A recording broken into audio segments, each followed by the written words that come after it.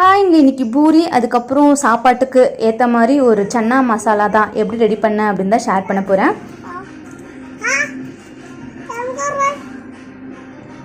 யார் கொடுக்குறது ஃபஸ்ட்டு? இந்த குழம்பு பார்த்திங்கன்னா அவ்வளோ டேஸ்ட்டாக இருந்தது. பசங்களுக்குமே ரொம்ப ரொம்ப பிடிச்சிருந்தது.